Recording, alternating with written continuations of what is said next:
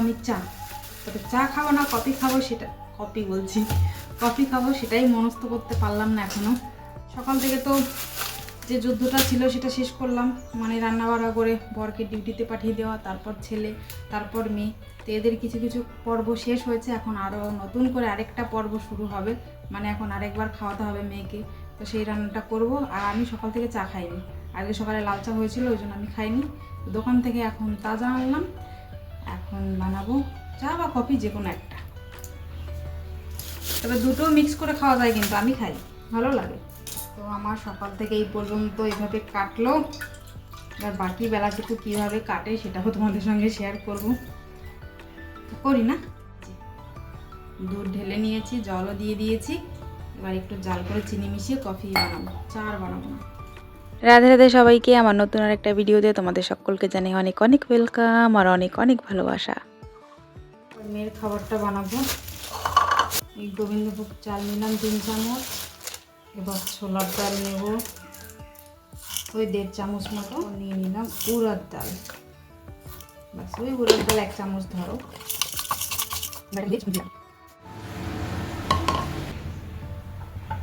চাল ডালটা ধুয়ে জলে ভিজিয়ে রাখছি। এখন বানাবো আমার কফিটা। এদিকে দুধ জালও হয়ে গেছে। এই এতটুকু কফি দেব।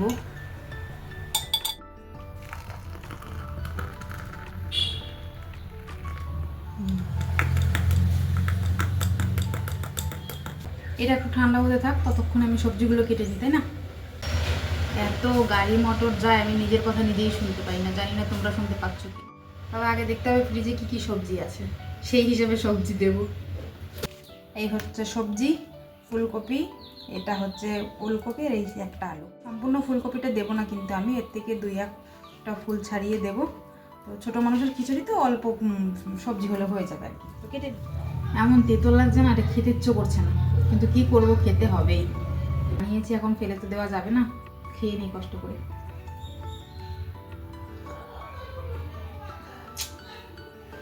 আমার সবজি কেটে ধুয়ে নিয়েছি, এবার কুকারে চাপিয়ে দিই। কুকার চাপিয়ে দিয়েছি, গরম হয়ে গেছে কুকার। দিয়ে দেবো খানিকটা ঘি, হাতটা দেব তেজপাতা আর একটা শুকনো লঙ্কা। ফোড়ন নেই, ওই জন্য জিরে দিচ্ছি।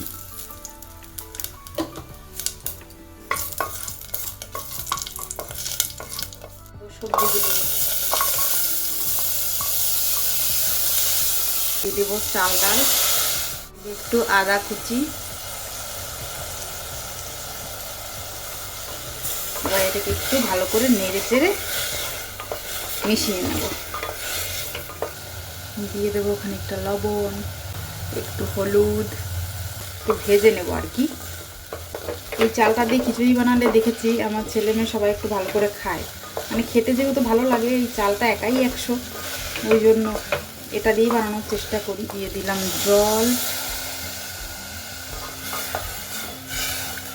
এটা বন্ধ করে 2-3টে সিটি মেরে নেব, ব্যাস হয়ে যাবেই তাহলে খিচুড়ি। আমার কফিটা ঠান্ডা হয়ে গেছে, একটা ডিমও সিদ্ধ বসাবো। সকালে আমি ডিম সিদ্ধ খাইনি, ওরটা খেয়ে গেছে ছেলে।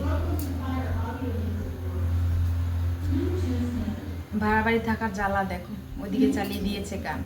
এত জোরে গান চালায়, মোবাইলে রিংটং বাজে, মোবাইলে ফোন আসলে আমি টের পাই না।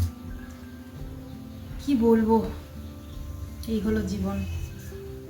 বড্ড অভদ্র মহিলা, মানে আমি থাকছি তো আমি জানি, এরপরে কি জানি ভয়েস ওভার দিতে হতে পারে। আমি অশান্তি হয়ে গেছি সত্যি।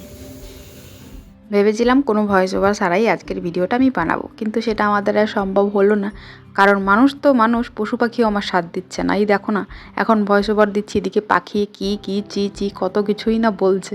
তো যাই হোক, ওদের ভাষা তো আমি বুঝতে পারছি না। আর সত্যি কথা বলতে, যদি আমি ওদের ভাষা বুঝতে পারতাম তাহলে ওদের সঙ্গেই আমি কথা বলতাম, কারণ এখানে কথা বলার মানুষের খুবই অভাব।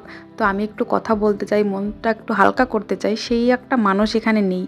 আর আমার মনে হয় না সেরকম একটা মানুষের সঙ্গে কথা বলে আমার মন হালকা হবে, বরঞ্চ আরও ভারী হওয়ার সম্ভাবনা বেশি। ওই জন্যই পশু পাখির সঙ্গেই বলতাম, যদি ওদের ভাষা আমি জানতাম। তবে আফসোস, আমি জানি না। তো যাই হোক, ওদের টপিক বাদ দিয়ে যেটা করছি সেটা বলি। তো এখন ওদিকে রান্নাঘরে কাজকর্ম তো সেরে চলে এসেছি বড় ঘরে। এখন এই ঘরটা একটু ঝাড়ু মেরে নেব। সকালবেলায় ঝাড়ু মারতে না আমি ভুলে যাই বলতে ওই ভাবি সবাই চলে গেলে তারপর একসঙ্গে সব কাজ করব। তো সেই জন্য আমার কাজগুলোও বেশি হয়ে যায় আর সময়টাও অনেক লাগে আর কষ্টটাও বেশি হয়। তো সেই জন্য সকালবেলা ঝাড়ু মারা হয় না। তো এখন ঝাড়ু মেরে নিচ্ছি। ওদিকে কুকারের প্রেশারটা যতক্ষণ বেরোচ্ছে ততক্ষণ আমার এই কাজটা হয়ে যাবে, তারপরেই মেয়েকে খাওয়াবো। এইদিকে কথা বলতে বলতে কুকারের প্রেশারটাও ছেড়ে দিয়েছে, এখন মেয়েকে খাওয়ানোর পালা। আমার মেয়ে খাওয়ার সময় যে কী বাহানা শুরু করে তো সে আর কি বলবো তোমাদের। প্রথমত ওর মোবাইল লাগবে হাতে, তারপর ও খাবে। যতই ভাবে এইসব জিনিস থেকে একটু দূরে রাখবো ততই যেন আকর্ষণ আরও বেশি হয়ে যাচ্ছে। আজও তাই, মোবাইল ছাড়া একটা গরসও মুখে দিল না। তো এদিকে আমার ডিমটাও সিদ্ধ হয়ে গেছে, এবার ডিমটাও ছাড়িয়ে নেব, তারপরেই মেয়েকে খাওয়াবো।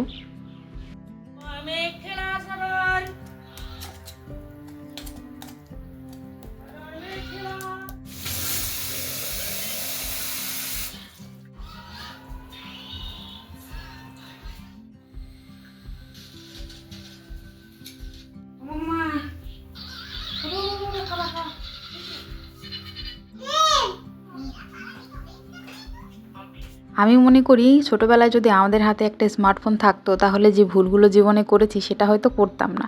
আমাদের বুদ্ধির একটু পরিবর্তন হতো, একটু ভালো কিছু শিখতাম। আমি তো আমাদের ভুলগুলো শুধরানোর কথা ভাবছি, কিন্তু আজকালকার বাচ্চারা মায়ের পেটের ভেতর থেকেই মোবাইল দেখে দেখে বেরোয়, তবুও তারা ভালো প্রয়োগ করে না মোবাইলের, সেই খারাপ প্রয়োগটাই করে। মানে এই কার্টুন দেখতে সময় নষ্ট করে, কিন্তু ভালো জিনিসটা শিখতেই চায় না। কি করে বোঝাই এদের। কুকার ফাঁকা, খাওয়া দাওয়া শেষ আমাদের। এই যে এখন ধুয়ে নিয়ে এগুলো। হ্যাঁ, সবাই চিনতে পারছো এটা হচ্ছে চালতে। তা আমার বর দুদিন আগে কোথার থেকে এই চালতে দুটো এনেছিল, এনে রেখেই দিয়েছে। মানে রেখে দিয়েছে বলতে আমাকে দিয়েছে, আমি রেখে দিয়েছি। তো ভাবছি এটার আজকে কিছু একটা ব্যবস্থা করব।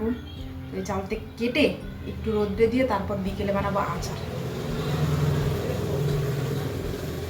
মনস্থ তো এমনই করেছি, মানে এটাই করব। দেখা যাক শেষ পর্যন্ত কি করি। তো চালতে দুটো সামনেই রাখি, না হলে আবার ভুলে যাব। আমার জীবনে যদি কোনো জিনিস আমি মন থেকে শিখেছি বা মন থেকে আমার ইচ্ছে হয়েছে বা সেটাকে আমি ভালোবেসে করেছি, সেইটা হলোই সেলাইয়ের কাজ।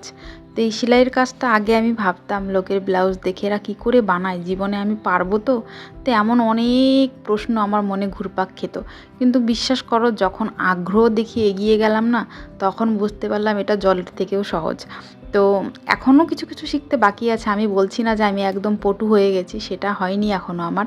তবে ভালোবেসে যদি কোনো কাজ আমি করি তাহলে এটাই। আর সবথেকে ভালো লাগে আমার এই কাজটা করতে, বিশেষ করে নিজের জন্য কিছু বানাতে, নিজের জন্য ডিজাইন করতে, নিজের জন্য ব্লাউজ বানাতে, মানে এভরিথিং যেটা একটা টেলার বানাতে পারে নিজের জন্য, সব কিছু বানাতে আমার খুবই ভালো লাগে। আর আমার মনে হয় জীবনে যদি কোনো ভালো কাজ আমি করে থাকি সেটা হলো এই সেলাইয়ের কাজটা শিখে।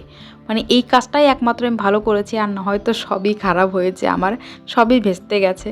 তো যাই হোক, আমি এখন আমার দুটো কুর্তি সেলাই করছি। তো একটা টাইট হয়ে গেছে, আগেই বানিয়েছিলাম পুজোর সময়, সেটা একটু টাইট হয়ে গেছে, সেটা একটু লুজ করলাম। আর এই যে কুর্তিটা দেখছো, এটা ঠিক কুর্তি নয়, এটা হচ্ছে একটা আনারকলি। তো এটা আমাকে বিহুতে গিফট দিয়েছে আমার বর। এইরকম কিছু ছোট ছোট কাজ এখনও আমার ঘরে অনেক পড়ে আছে। তো আজকে দুটো শেষ করলাম, আরও অনেকগুলো আছে, দেখি কখন সময় পাই। ওই যে আজকে কিন্তু ভাবিনি আমি এটা করবো, তবে করে ফেলেছি। তো যাই হোক, আজকে শেষ হলো এটা। সকালের পরে জামা কাপড় ধোবো বলে সঙ্গে স্নানও করবো। তোমাকেও দেখাবো, দাঁড়াও। দুটো কুর্তা আমার সেলাই করতে আধা ঘন্টা সময় লেগে গেল। কোথাতে যে সময়টা পার হয়ে যায়, সকাল থেকে 12টা 1টা যে কীভাবে বেজে যায় আমি নিজেও বুঝতে পারি না। তো চলো আর কি, জামা কাপড় ধুই, তারপর স্নান করি। কালার নিয়ে এসছে স্নান করাতে। কালারকে স্নান করাবা না তুমি স্নান করবা? কালারকে ও নিজে স্নান করবে না, কালারকে স্নান করাবে। তো যাই হোক, বক বক করলে আরও টাইম যাবে, তাকে বরং স্নান করি। চালতেটার কাটা হলো না গো, রেখে দিয়েছি, দেখি কখন সময় পাই। কখনো কখনো আমার মনে হয় যে এই কাজগুলো আমি না করে আমার মেয়েকে দিলেও তো পারি, তাহলে কষ্ট করে কেন আমি করতে যাই? আমি অন্য কাজ করব, আমার মেয়ে যখন এটা পারছে। ওই দেখো, ওকে নিয়ে এসেছি, ওকে একটু চুপচাপ আছে। আসলে আমার মনে হয় আমি বোকা না, আমি একটা গর্দভ। যেটা আমার মেয়ে পারবে সেটা সে করছে, তাহলে আমি আগ বাড়িয়ে কেন যাচ্ছি? মানে আমি এটা বেশি বেশি করছি না? তো এখন থেকে ভাবছি ওকে দিয়ে সব কাজ করাবো, আমি বসে অন্য কাজ করব, সময়টা বেকার এক জায়গায় নষ্ট করব না। এদিকে জামা কাপড় মেলা হয়ে গেছে, এবার যাবো দোতলায়। সকালবেলায় তোষক আর একটা কম্বল দিয়ে গেছে, সেটাকে উল্টে দেবো। আমার এই পেঙ্গুইনটা আগে আগে যাচ্ছে। এই তোষকটা কালকেও রোদ্রে দিয়েছি, শোকায়নি। আজকে আবার দিলাম, আর কম্বলটা এমনিই গরম হওয়ার জন্য দিয়েছি।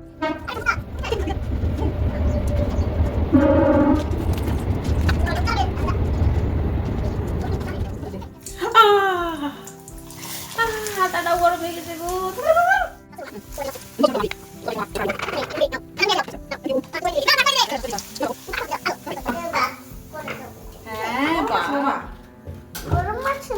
হ্যাঁ বাবা, ঘরের এই ভদ্র মহিলাকে আমি কিছুতেই কন্ট্রোল করতে পারছিলাম না, বারে বারে মোবাইল চাচ্ছিল। তো অবশেষে এই পাঁপড়ের লোভ দেখিয়ে একটু ঠান্ডা করে রেখেছি। আর এই যে এক থালা পাঁপড় ভেজে দিয়েছি, সঙ্গে নিজের জন্য একটু চা বানিয়ে নিয়েছি। এখন এটা খাই, তারপর একটু ভাত বসাবো। ওই নাক দিয়ে ঘিলু বেরোচ্ছে কেন? ওই দেখো, ওই দেখো। এখন গিলে বার হবে না। এখন আমি বইটা ভাঙে দেবো। আজকে যে আমার কি হয়েছে আমি নিজেও জানি না, কারণ যেটা ভেবে রেখেছি সেটা করিনি, আর যেটা ভাবা নেই সেটা করছি। মানে সব কাজ উল্টোপাল্টা করছি। মনে মনে যেটা ভাবছি যে আজকে এটা করবো বা এটা করা দরকার, সেটা আর হচ্ছে না। যেটা ভাবার নেই সেটা হয়ে যায়। এখন চলে এসেছি ছাদে, কম্বল আর লেপটা নিয়ে যাই। খেয়ে উঠেই আসছি, খুব কষ্ট হয়ে গেছে। তো দুপুরে খাবারটা দেখাতে ভুলে গেছি, রুটি খেয়েছি আজকে ডাল দিয়ে। ভাত খেতে ইচ্ছে করলো না, তাই নিয়ে যাই গো। হাঁপানি উঠে গেছে। ওইখানে ধরা হচ্ছে মাছ।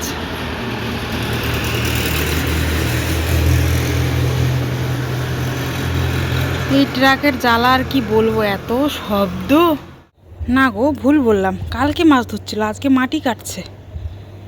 মাছ ধরা মনে হয় হয়ে গেছে, মাটি কেটে ওই দিক দিয়ে আল বানাচ্ছে।